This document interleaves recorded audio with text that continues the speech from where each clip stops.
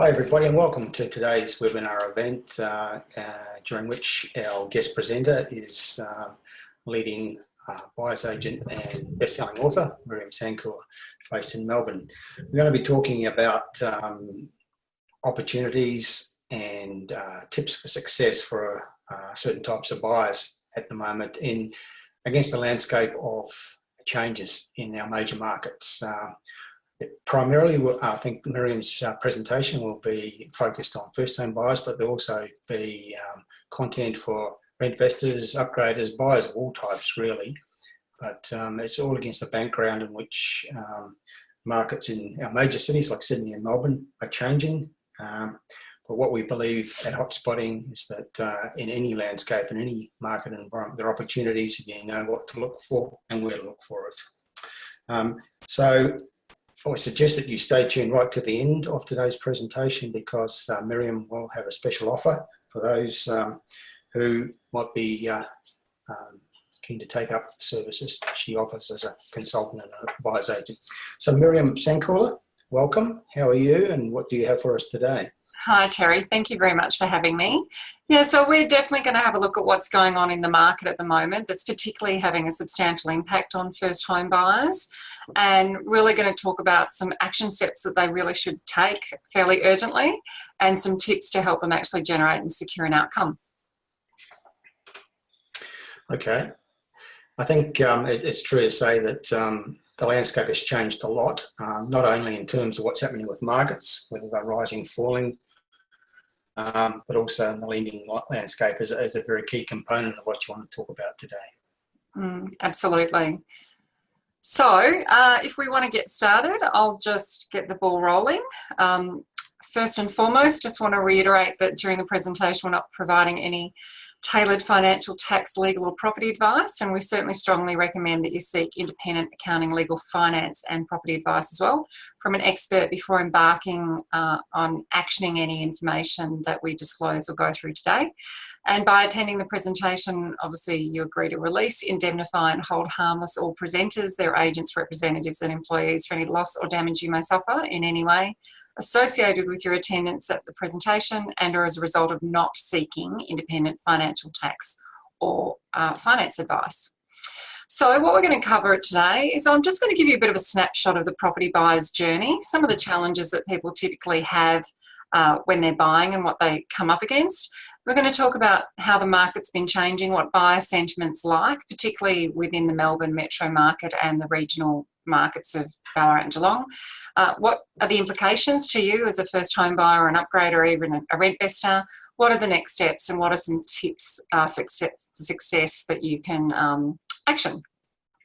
So in terms of who we are and what we do, well, we're an integrated property advisory firm and we have expertise in what we call buyer and vendor advocacy and doing property portfolio reviews. So we work with home buyers, sellers and investors. We buy high-performing investment-grade properties and they can either be an investment property or a home. Obviously, your home is your greatest asset, so you want to make sure it's investment-grade. And then we help people find the right property for their budget and we help people sell their properties when they're ready as well. So in terms of my qualifications, I'm a licensed estate agent working as a buyer's advocate, so representing the buyer independently throughout any transaction.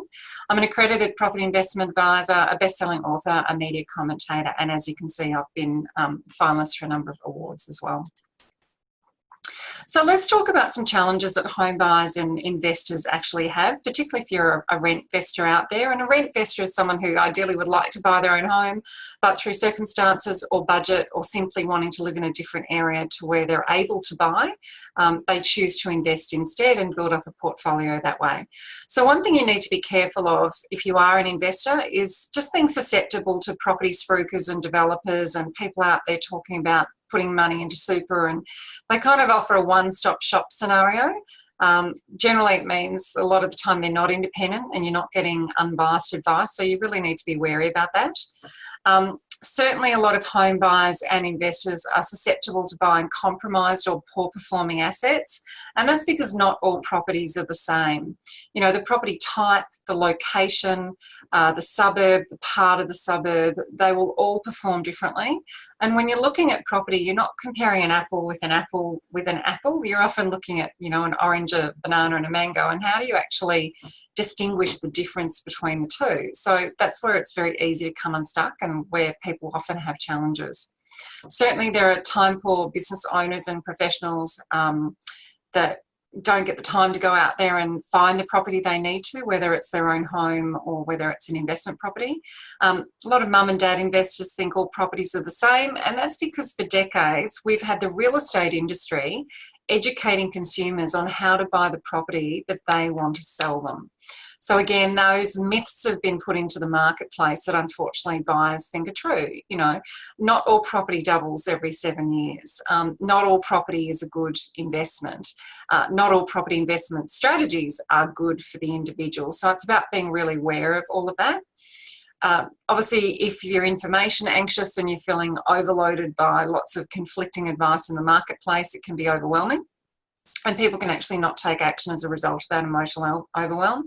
And a lot of the time it's like buyers just don't know where to start. You know, what do you buy? Where do you start? Where do you buy it? And that's an enormous amount of decision making and consideration that goes into that process. People can still be misled by underquoting. You know, it's a little bit better now than it was a few years ago, but it's still a complicated process. Knowing and understanding how to appraise property is highly complex, and it's very easy to fall into the trap of falling for underquoting if you don't know how to do that. And again, just be aware in the marketplace, particularly if you're investors and you're seeking advice. A lot of people don't understand the difference between free property investment advice and sales advice, and more often than not, they're one and the same. So any property advisor worth their salt is usually independent, and they will charge a fee for service for what they do. And if it's free, just be aware of the fact that you're likely dealing with a selling agent or someone calling themselves a buyer's advocate who really isn't, and they're likely going to be paid by a third party, generally a vendor or a developer, and therefore they're not providing you with independent or unbiased advice. And then finally, again, whether you're an investor, an upsizer or a first home buyer, one of the biggest things that will determine whether or not you actually end up purchasing is a lot of people don't know how to value or price a property, and therefore they keep missing out. Now, in reality, there are 3 different prices. There's usually the price you want to pay, then the price that the property's worth, and then the price that you need to pay under competition. And there are variances within those, but if you don't understand that you have to consider those 3 prices, often can mean you keep missing out and you keep missing out and you keep missing out. And that's a really big problem. So just be aware that I'll talk about that a little bit further on, but that's where most people come unstuck. So if we talk about what's going on in the market at the moment and buyer sentiment, well, certainly APRA has come in with a whole lot of regulations around lending, and there's been a reduction of the number of investors in the marketplace. So primarily interest rates are higher for investors, deposit sizes are larger for investors than home buyers. So it's a really good opportunity for home buyers to be buying in the marketplace now because the conditions are better than they have been over recent years. And as a consequence, we're seeing an increase in more activity amongst first home buyers, but we're also seeing downsizes in the market, and they're quite strong and active, and I'll talk about that a little bit further. Now, buyers are more selective. Again, there's not as much competition, so there's a little bit of breathing room around that. We've noticed apartments are flat in terms of the sales activity around those, or the buying activity rather, and new and off-the-plan apartments are really struggling, again, because most investors have left the marketplace for that type of product. Certainly a lot of auctions I'm attending, often if it's an A-grade property, we're now only seeing maybe 2 bidders bidding, whereas 6 or 8 months ago, or certainly last year, we were seeing maybe 5 or 6 bidders. On a rare occasion, if it's still a property that's in high demand or low supply, or we've got downsizes involved in the bidding and competing against first home buyers, it's still possible to see 5 or 6 bidders on a property, even if it might be a B grade. But certainly B and C grade properties are passing in, that's more common, and a lot of properties being sold after it's passed in at auction.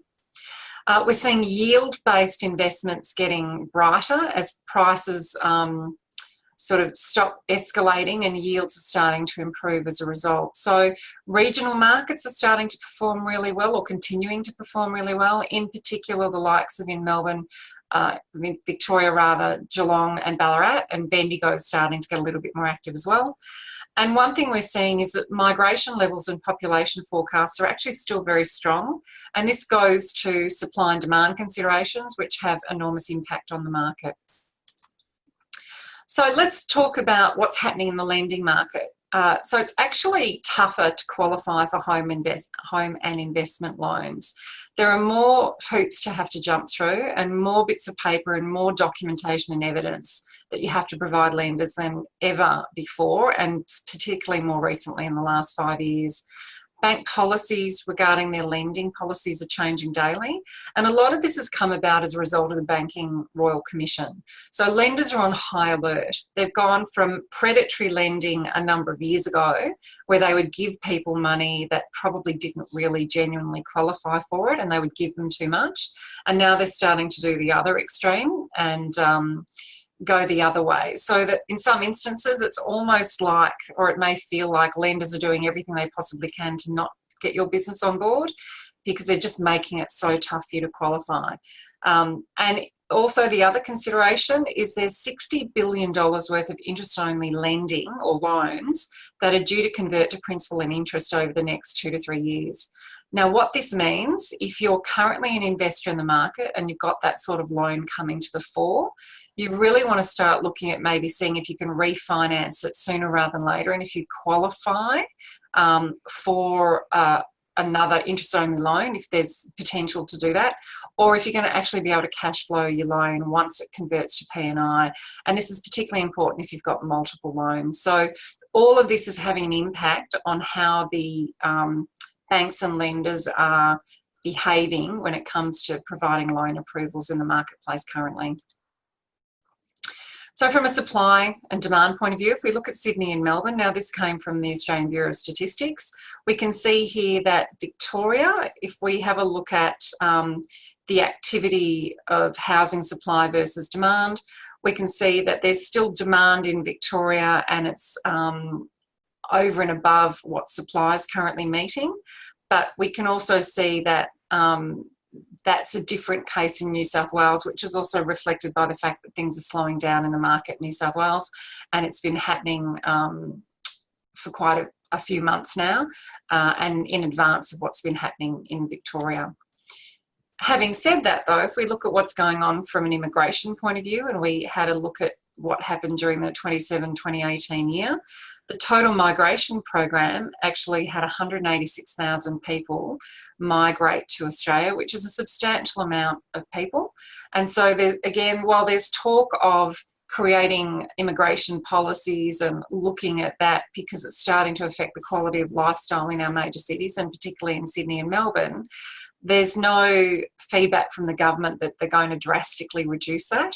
And so whilst those numbers are still strong, it's still having an effect in terms of different markets and different parts of different markets, and creating certainly a lot of demand, which can be a bit of a challenge depending on the levels of supply in the areas in which people are looking at buying.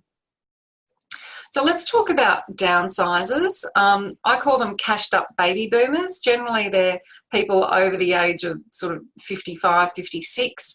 A lot of them have got a lot of equity in their homes. They've got family homes that they've held on to for decades, and they've brought up their children there. And then all of a sudden they find themselves with a 3 or 4 bedroom house with a really big yard that takes a lot of maintenance, and it takes a lot of time to look after every weekend and time to clean. And they just don't need those homes anymore, and they don't want to be maintaining them.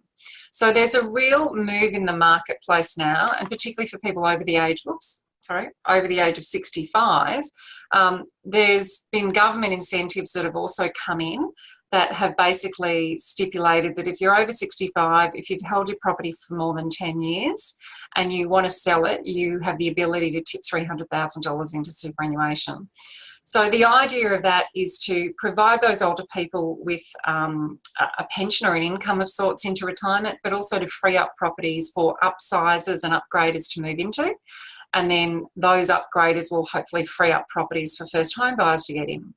However, we have top-down pressure once those people sell their properties, they are cashed up, they're not borrowing money, and they're frequently competing in that price point under $1 million.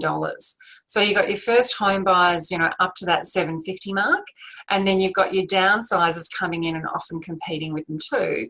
And a lot of the time they're going to want to have a CBD or an inner city property, and then they might have a sea change or a tree change property on top of it. So they might sell their bigger home in an inner suburban area in a major city and then take that money and split it across 2 properties. And unfortunately, this is where it's causing some grief for first home buyers. The difference obviously with first home buyers and rent investors, most of you are borrowing money to buy. And obviously there's competition from that bottom price point up to the 750 mark. And it makes it really difficult to secure an outcome when you're competing with people that are cashed up, and they don't have to worry about whether or not they overpay for a property, because they're looking at potentially being in it for the next 10, 20, even 30 years. So it's a real challenge for you in the marketplace at the moment. So what are the implications? Well, let's talk about lending. What I'm saying to people is, don't assume that you're going to qualify for a loan. I know people go on to lender websites and bank websites and they do mortgage calculators and they have these figures that pop up and they just automatically make an assumption that it's going to be easy to qualify for money, but it doesn't necessarily mean that it's going to be the case. So lending is going to get harder and potentially harder progressively as time moves on. So if someone's thinking of waiting just for the sake of it, that might not be a smart idea. Particularly if you think that the market might drop. Well, potentially it could, but by the time that it does, you may no longer be in a position where you qualify for a loan. So there's a risk in thinking like that. So definitely lending is tight now and potentially could get even tighter down the track. Certainly from a supply and demand point of view, there's no sign of that slowing down. You know, again, Melbourne and Sydney are the 2 largest cities that have had the majority of people immigrate into those areas, and the government is starting to talk about making it compulsory for people to emigrate into Australia but then start in a regional area and work in a regional area before they actually are able to move to a city. So that's on the cards and being discussed, but it's not yet a requirement. Certainly downsizes, as I said before, versus first home buyers and rent investors, there's that price squeeze, particularly in that $500 million mark. And what that means for first home buyers and even rent investors, because you're still playing in that price point, is you need to start being flexible around your criteria and your expectations. You know, it may simply be that you're going to have to move further out or change the property type that you want to buy if you want to stay in a particular suburb. So you might need to revise your buying brief and your buying criteria, and even your buying strategy, and I'll talk a little bit more about that shortly. So all I can say for first home buyers and rent investors where you might be really restricted to a tight budget is just become more flexible and don't get so fixated on your property has to have all of this stuff or you're not going to buy, because you may actually find that you won't be buying. The other thing too, when I work with home buyers, I talk about, you know, being prepared to not have the perfect property. And it may be that you've got a wish list of 100 things, but you might only achieve 80 or 85 of those things. The main thing is about buying a property where you have the capacity to live with things that are missing or update them or do something in time to compensate, because the priority is about getting into the property and into the market at this price point while you qualify for the loan, rather than miss out altogether. And again, with all those interest-only loan conversions, well, that could mean that there'll be more stock coming into the market, but there's no guarantee of what that stock might be. It could be apartments that people can no longer hold, and they might be in high-rise apartment buildings that may not be a good investment. They could be house and land packages. They could be older style flats as well, or villa units. So while there's potential for more stock to come into the market in the next year or two, there's no guarantee as to what stock that will be, and there's no guarantee that if you wait that you'll qualify for a loan at that point in time. So, well, what are the next steps? Well, if you're looking in the market to buy your own home at the moment and you don't have a formal finance approval in place, then I would encourage you to urgently and immediately contact your broker or your lender and to apply for finance. Now, even if you haven't bought a property yet, don't wait until you've got a property where you want to put an offer on it. Actually seek pre-approval, because that will give you some certainty, not a guarantee, but it'll give you some certainty around exactly how much money you've got to spend. And you'll go through that application process, which in reality for some people can take weeks to get an outcome. Certainly the bigger lenders, they're taking 3, 4, 5, 6 weeks to get back to people with pre-approval. And that's often because they might want to come back and continually get more and more information from you. Some of the smaller lenders are able to turn around approvals much more quickly, but there's a risk associated if you buy in the market and you don't have finance approval in place. So because it's so tough, I'd encourage you to get the ball rolling on that straight away. And at the same time, you can start your research. So start looking at the suburbs you want to buy in, start looking at the criteria, the type of property that you want, start taking into consideration, how long are you going to be buying that property or holding that property for? Is this your first home and is it going to be a family home? Do you need to be near schools and amenity and shops? Is it a stepping stone to your next family home? Is it more of a lifestyle property to begin with and then you'll look at the family home later? So start really nutting all of that out and just getting an idea of what that looks like and what those suburbs look like and what those price points might look like as well. And then once your loan has been approved, start the whole searching and buying process. So that's when you are getting onto, your realestate.com and your websites and you're having a look at the stock in the marketplace, and start doing all your open homes and keeping an eye on what's going on. Attend auctions, see what properties are selling for, see if they're passing in as best as possible. Try and ascertain what the value of the property is that's on your wish list that you'd like to buy or aspire to buy, and just keep an eye on what's going in the market and get involved and get active and get out there and have a look. Now, certainly what you always need to do is mitigate risk in the buying process. So you need to, very early on in the piece, engage a conveyancer or a solicitor so they can review your contract before you put any kind of offer on, particularly at auction. You don't want to be buying a property at auction and then throwing the contract in front of a solicitor 3 days later and asking them to check it then, because it's too late and they can't do anything about it if there's a problem. So before buying, always have your contract reviewed, and your conveyancer or solicitor will actually help you with the settlement process as well. And again, before you buy a property, it's really important that you source and use a really good building and pest inspector, principally because depending on the age of the property, brand new properties can have defects and faults. There's no guarantee that just because it's new, it doesn't have building issues. So you can specifically request a builder to do a defects report if it's an off-the-plan property that's been finished and you're due to make the final payment on it. You want someone to come in then and give you a report so that you know what the builder has to rectify before you pay that final amount of money. And also, again, if it's relatively new, depending on the condition or how well it was built in the first place, it still can have issues with it. So it could be a 2 or 3 year property, 3-year-old property and have problems, or it could be a 50-year-old property and have problems. And the reason why it's important to spend that $500 or $600, whatever the cost may be, to do that inspection is that every time I buy a property for a client, we always go through that process. Usually there's a minimum of $500 worth of stuff or $1,000 worth of little maintenance items to address, but sometimes there's been $20 or $40 or $50,000 worth of problems, and often in that instance it means we just simply won't buy the property, or my client will take that into consideration if for personal reasons they want to proceed. So it's imperative that you know what you're buying. This is going to be the most expensive item you'll probably ever buy in your life. And for the sake of a few $100s, you want to do everything you possibly can to protect yourself in that buying process to make sure you're not buying a property with a whole lot of problems. And it happens. I see it all the time. It happens all the time. So some tips for success. Well, firstly, don't procrastinate or overanalyze, hoping that the market will improve or drop or crash. There is no crystal ball to say what's going to happen. And I often talk to investors or first home buyers who want to wait and see what happens in the market because they might be able to pick up a bargain.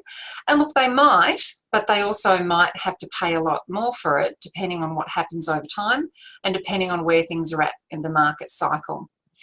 The other thing is that's often based on the assumption that they'll qualify for finance when they're ready to buy, and that's not necessarily the case. And I've seen a lot of people devastated by the fact that they've missed or given up their opportunity to buy a property, and they didn't when they could have, and now that they've finally decided they're ready, they might not qualify to borrow the same amount of money, or they may not qualify at all, and then all of a sudden their plans have gone down the drain. So just be really careful around that. You know, the over-analysis paralysis and the grass is always greener, and, you know, the assumption that something better will come along is usually also just a reason to not commit. You know, some people are a little bit avoidant when it comes to committing, and that's a good way of justifying it. But yeah, it can totally ruin your goals and your outcomes and desires if you don't actually take action when the lenders will give you money. And the other thing, you know, loan approval is king. Don't assume that just because you've got loan approval that you'll automatically be extended if it expires. So treat it with a little bit of urgency as well. You know, if you've got a loan approval that's valid for 90 days, take it seriously and do what you can to buy the right property in the right location for the right price, because it may be that after that 90-day period, if the lenders have changed their policy again, same thing, you might find that you don't qualify for the same amount. I knew of a buyer who had gotten a pre-approval for a property. He was given a $4 million pre-approval. On the back of that, he actually sold his own home, and then he put in an offer on a property to purchase something valued at $3 million. And in that time frame, and I think it was over several months, but in that time frame, the bank changed their policy and they didn't actually approve the $3 million purchase, in spite of him having had $4 million pre-approval. So again, don't assume you'll automatically get what you want when you want, and don't assume that time's necessarily on your side, and that you can take your time and see what's going to happen down the track. So develop a clear buying criteria. Well, I mentioned that before. Consider your must-haves, your non-negotiables, where you're prepared to be flexible with your property. Now, obviously, if you're a first home buyer or you're upsizing, that's very different to being a rent vestor. A rent vestor, you'll still have criteria, but it'll be more analytical and more based around returns and criteria that the property must have to have within its own right to be investment grade as well. So just understand there's a difference between the two. Obviously, you're a home buyer, there's an emotional component there, and you need to meet those emotional needs. But you also want to make sure you're buying a good property, it's not compromised, and it will serve you for a reasonable period of time, because it's really costly getting in and out of property all the time. So by the time you buy it, pay your stamp duty potentially, or depending on, you know, your price point, and if you're a first home buyer, you may not pay much. But, you know, you're conveyancing, your building and pest inspections, and then if you have to sell down the track, you've always got selling fees and marketing costs and so forth. So transacting in property is expensive. So really have a think about the time frames in which you want that property to serve you. Like I said, is it your first home? Is it a couple home? Is it a family home? And then proceed on that basis. The other thing I encourage is have a really clear buying or auction bidding strategy. And most people think that you just rock up to an auction and you stick your hand up. It's actually more complex than that. You know, you really do want an idea of who your competition is. You want an idea of how you're going to start bidding. You need to know what pace you're going to continue through the auction bidding process. You need to have a strategy in place for what happens if the property passes in. You know, what does that mean? How are you going to handle that? How will you represent yourself in that negotiation? Do you know what can happen when the property passes in, and do you know how you can actually trip yourself up if you don't know what you're doing there? So you've got to remember, when you're dealing with selling agents, these agents have got enormous amounts of training, and they're highly sophisticated in their tactics to try and extract as much money from you as possible. And most people don't know what they don't know when it comes to the negotiation or the bidding or the buying process. And with anything, you know, in life, and particularly in real estate, it's never what you know that brings you undone. Often it's what you don't know. And again, most people don't know what they don't know. So just be really well informed about how to go about it. Certainly if it's putting in an offer on a private sale, you can talk to your conveyancer about the best way of doing that, but that's very different to knowing how to negotiate price and knowing what to pay. You know, filling in a contract is easy, you know, your conveyancer can help, but price strategy and bidding strategy is different. The other thing is ensure you know your property values and you're pricing the property correctly to buy. And I spoke about that before. There are 3 different prices to consider. There's often the price you want to pay, which is an emotional way of thinking. There's what the property's worth in the marketplace, and you can determine that through appraising it and looking at comparable recent sales evidence. And there's also what's the emotional price that you're prepared to pay or other buyers might be prepared to pay. And that gives you a gauge of where or how much more you need to go over, say, the property appraised price to be able to secure it. So understand it's a complex process. You might need some help with it, but this is where I find that you don't get a prize for coming second in an auction.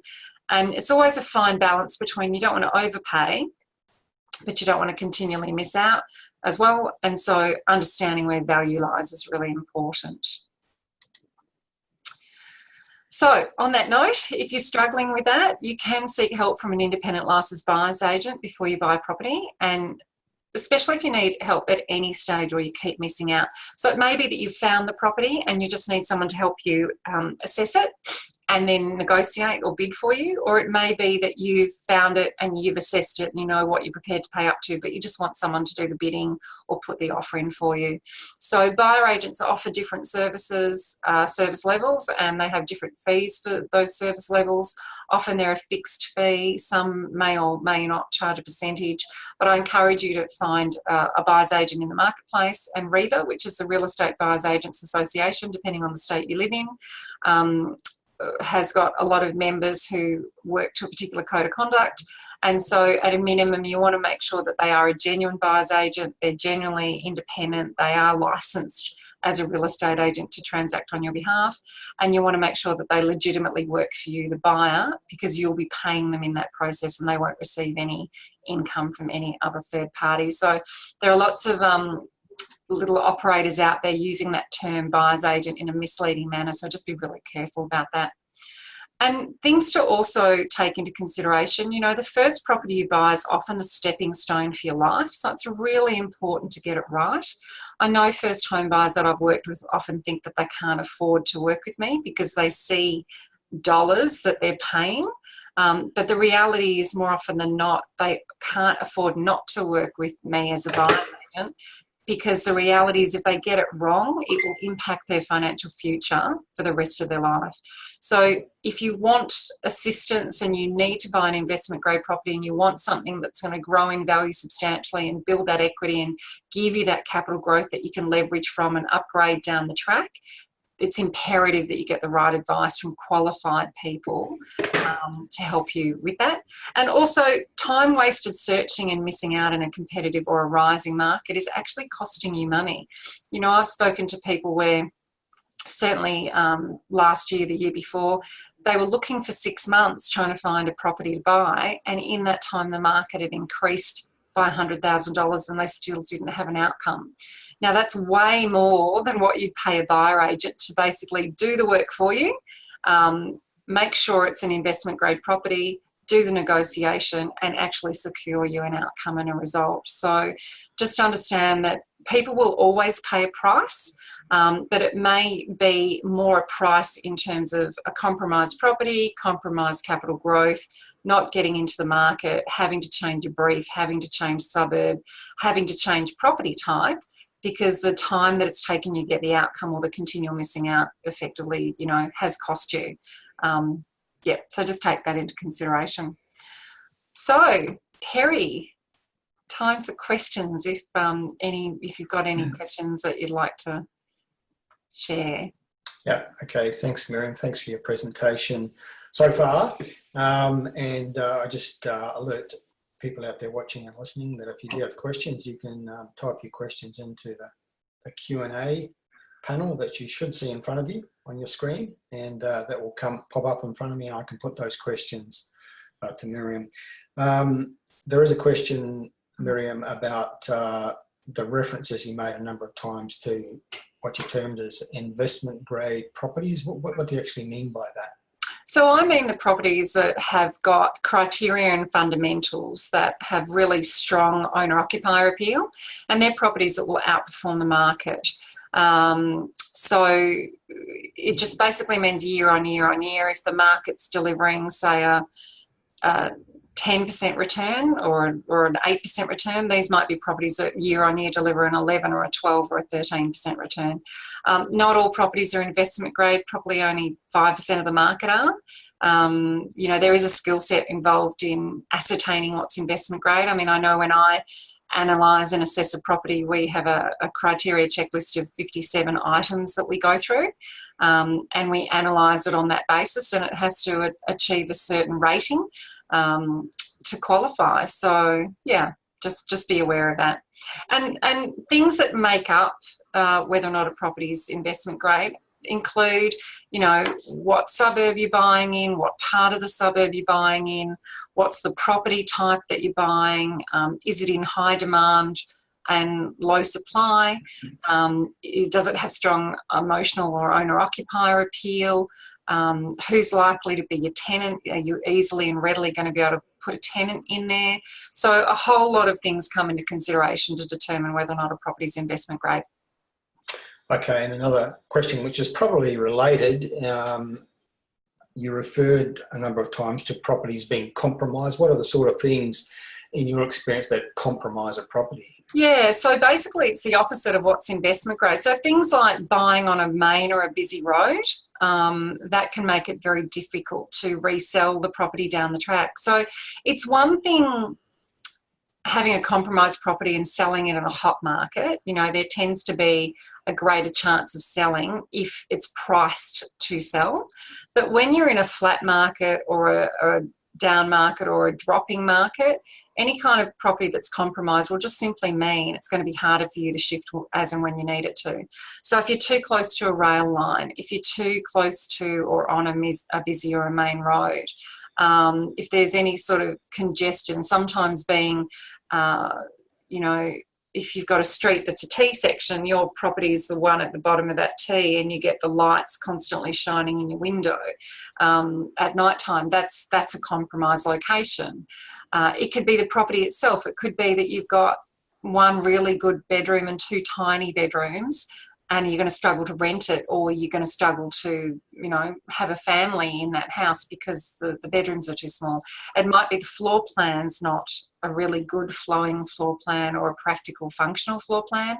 That would be a compromise potentially in a property. So anything that could potentially mean that a future buyer may not want to buy it from you, as I said, the obvious things, too close to rail lines and main roads, or it could just be an emotional thing. It could be that property's south-facing, that it doesn't get enough light, and it's too cold. So, yeah, so many different things to consider. It could be if you're buying in a group of villas or a little group of villas, it could be that there are too many villas in the development and you need to buy in a smaller development. So it'll come down to the property itself, it'll come down to the block or the land it's on, it'll come down to the group that it's in and the size of the group, suburb, it'll come down to capital growth in the area. There's a lot of things to take into consideration.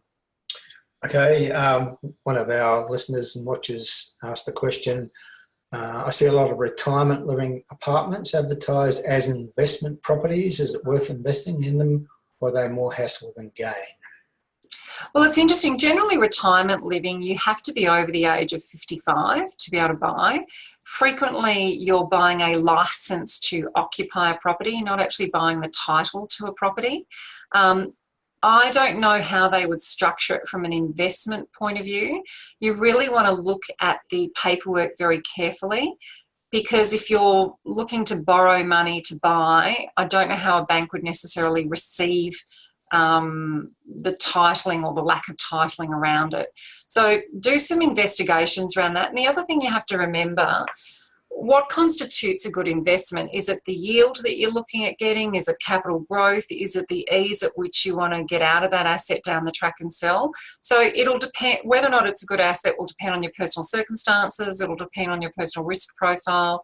It'll depend on your strategy. You know, is it a cash flow strategy or is it a capital growth strategy?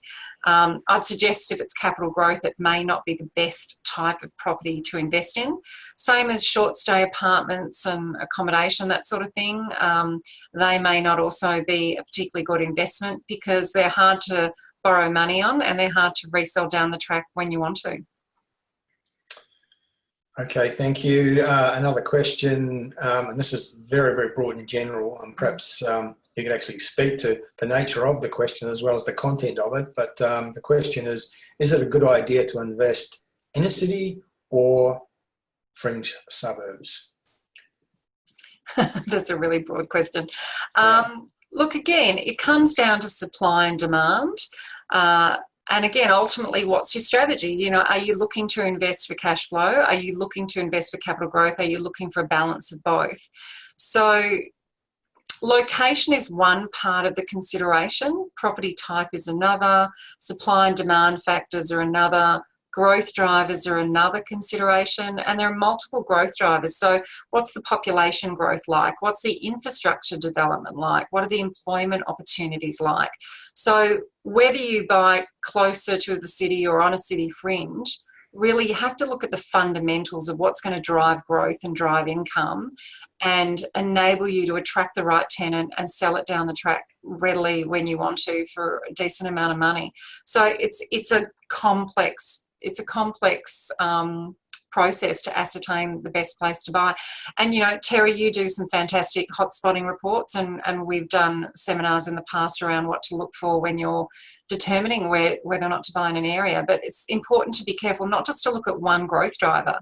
You know, there are plenty of suburbs in recent times from an affordability point of view that have had substantial population growth because affordability is what's driving the growth.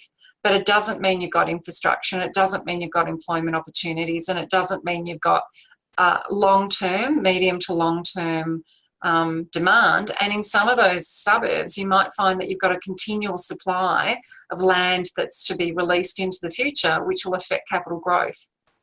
So, yeah, it's complicated.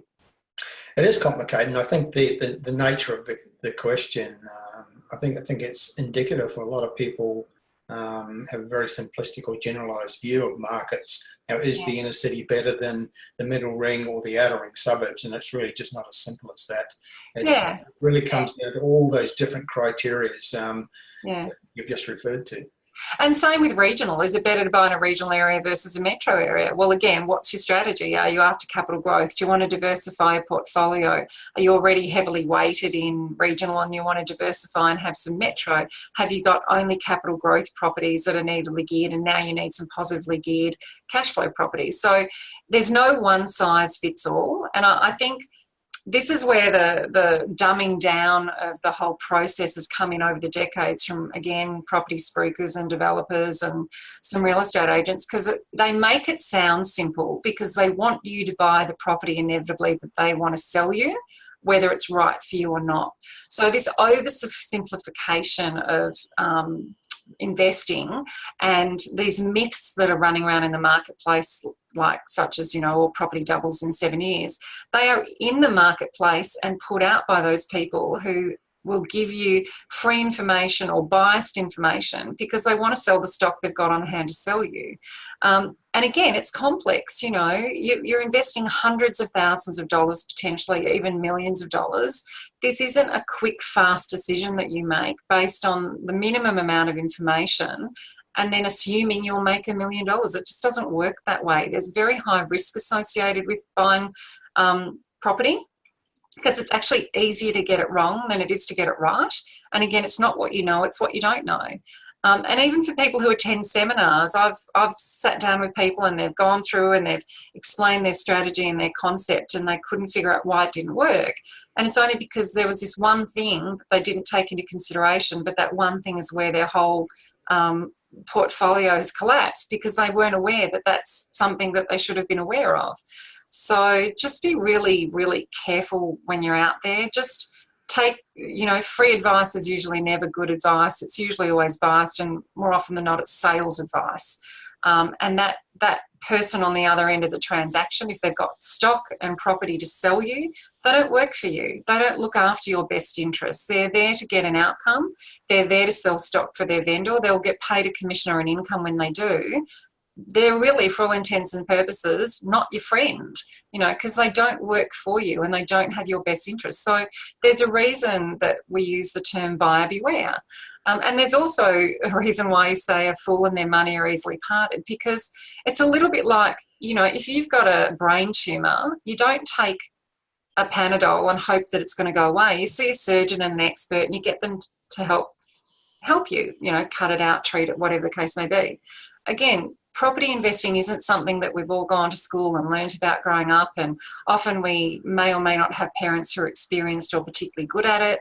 We kind of get information from friends around the barbecue. You've got to be really careful where you get your information from, and who you're talking to, and what expertise and experience they bring to the table. Just because someone's done it once doesn't make them the expert, and just because they think they've done okay doesn't mean they actually have, because they may not know where they've shot themselves in the foot and how much money they've actually missed out on.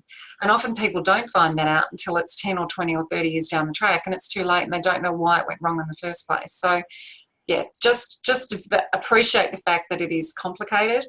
I wrote my best-selling book, Property Prosperity, for the purpose of educating people. The first, I think you can download some chapters for free if you go on to miriamsandkuhler.com, propertyprosperity.com.au. You can download the first three chapters for free.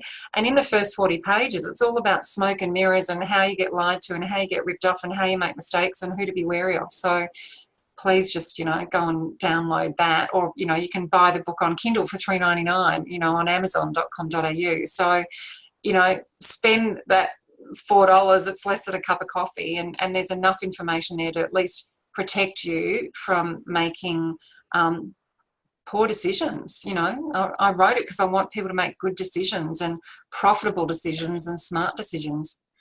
So we have some questions about you and your services. Harry's asking, is there a specific area that you specialise in? And I assume he means geographical areas. Well, I work in all of Melbourne Metro, and I work regionally as well in Victoria.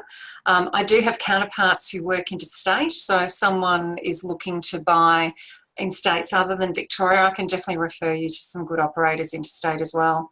So, yeah. And there are specific opportunities. We certainly see it in Hotspotting at the moment in regional Victoria, some of the strongest markets in the state right now.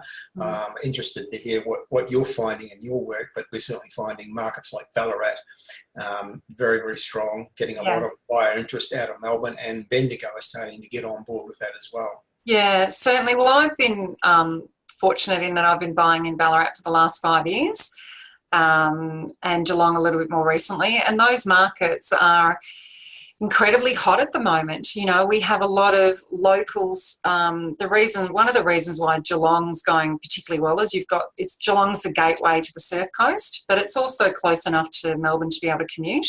Ballarat, similar, close enough to Melbourne to be able to commute. So people are finding that instead of, say, buying 20 kilometres out of Melbourne and sitting in traffic for 2 hours to get to work every day in the morning and then another 2 hours to get home, they can take that budget and they can go somewhere like a Ballarat or a Geelong. They can get better bang for buck. They've got better access to amenity and infrastructure and hospitals and schools and even employment. And those that do commute to Melbourne, they're sitting on a V-line train for an hour and a quarter each way, playing on their iPad, reading a book, or doing some work on their laptop. So it's a much more pleasant, appealing and affordable lifestyle for a lot of people that don't want the metro crush anymore, and they're going to those areas as a result. And a lot of these areas also have very strong economies in their own right. They're creating jobs, so people don't just move there and commute back to jobs in Melbourne. They actually, many people are actually finding good employment in cities like Geelong, Ballarat, absolutely, which have very, very strong local economies and are creating jobs in their own right. Absolutely. And look, I've been buying for investors and home buyers in Ballarat for a number of years. You know, most recently I bought for 2 properties for 2 different GPs who are there, you know, doing their 12-month internship, and they're going to hold on to those properties as investment properties after they leave. So, you know, it's there are enormous opportunities from an employment perspective, and those economies are performing really, really well. And again, people are finally cottoning on to it. One of the biggest challenges I see constantly, though, that you have to be very careful of, when I buy in Ballarat and I do a price comparable, I'm always comparing Ballarat with Ballarat.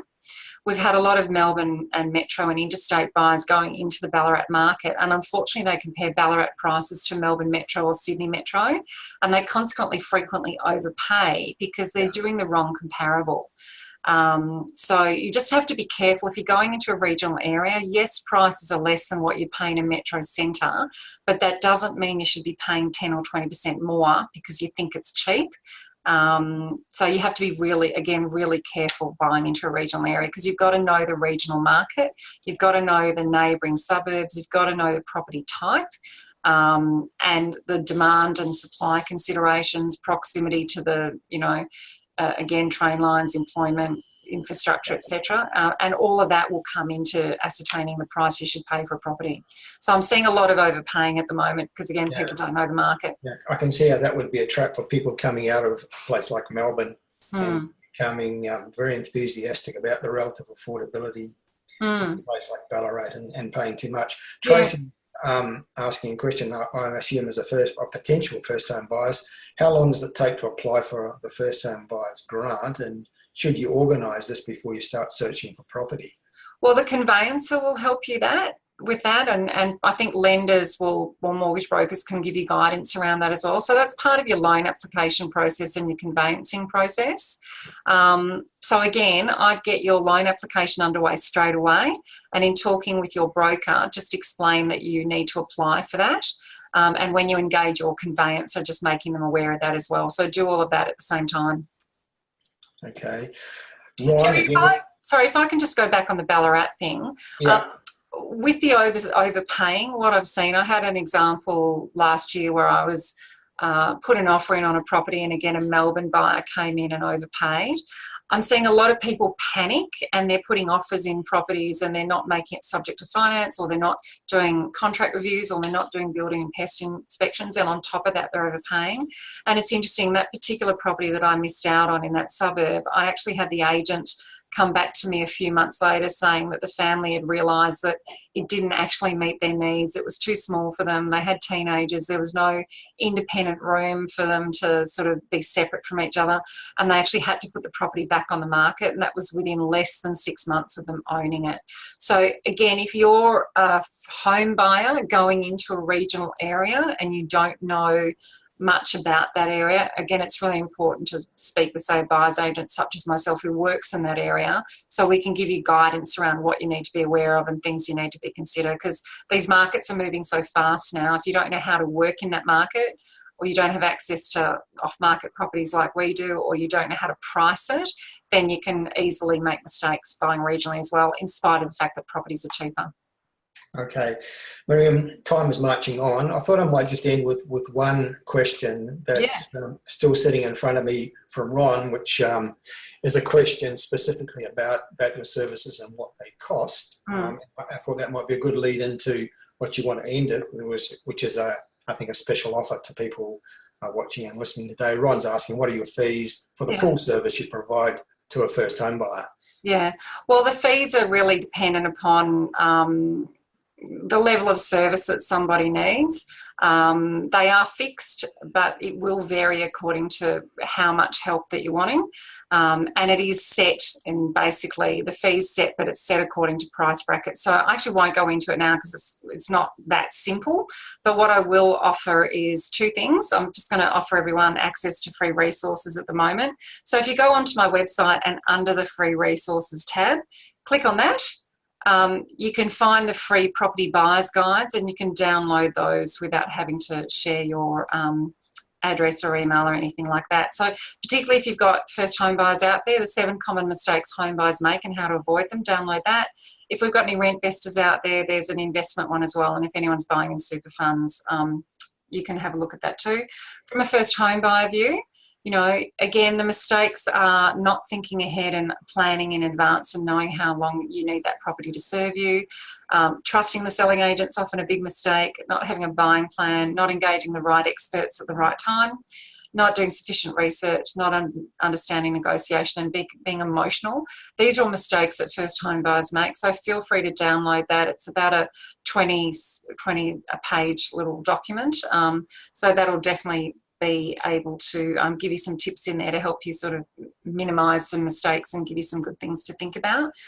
Certainly if there are any first home buyers, one thing I'll say as well, sorry, just going back to this resources section, my best-selling book is there as well. So as I said, if you click on that link, there is a little link that will take you through to amazon.com.au. It's $3.99 to download it off Kindle.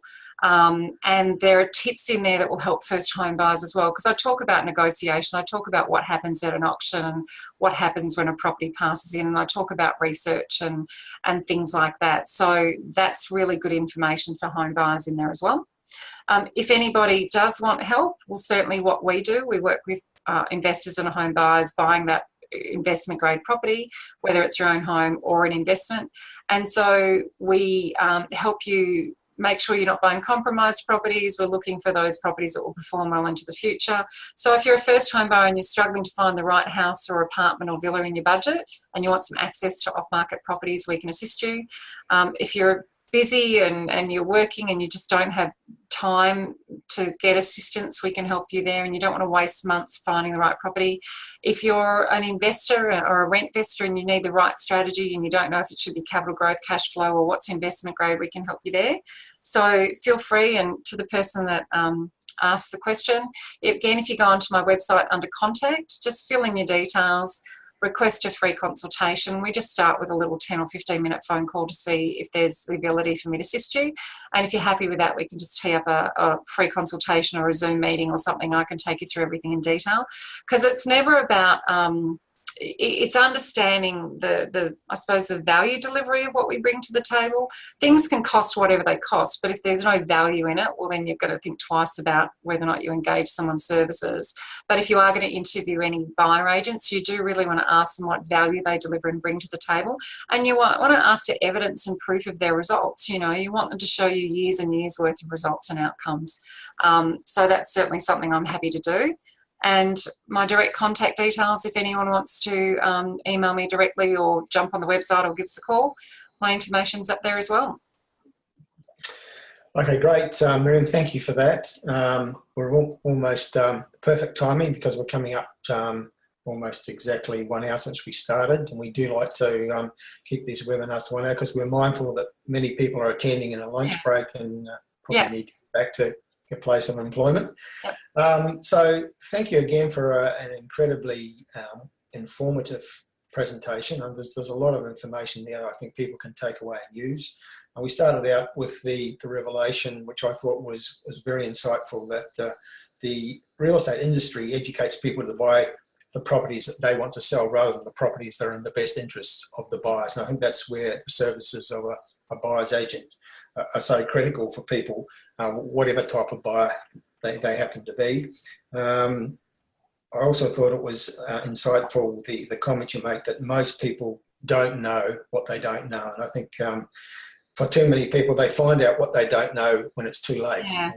It's important, I think, in all sorts of ways. It's so important to have a great team on your side, that you're not out there as a property buyer, whether you're a home buyer or an investor, doing it alone. You need to have people who are expert in all sorts of different fields, whether it be mortgage brokers, accountants, buyers agents, people of all sorts who are specialists, who have your best interests at heart before you sign on the dotted line. Because as you said very aptly, most people don't know what they don't know. A lot of other revelations and important pieces of information for property buyers, and they're the difference between sales advice and real advice, the new lending landscape and how it's harder to qualify and the importance of getting pre-approvals. I think that was extremely good advice to give to people who are starting out as first-time buyers in particular.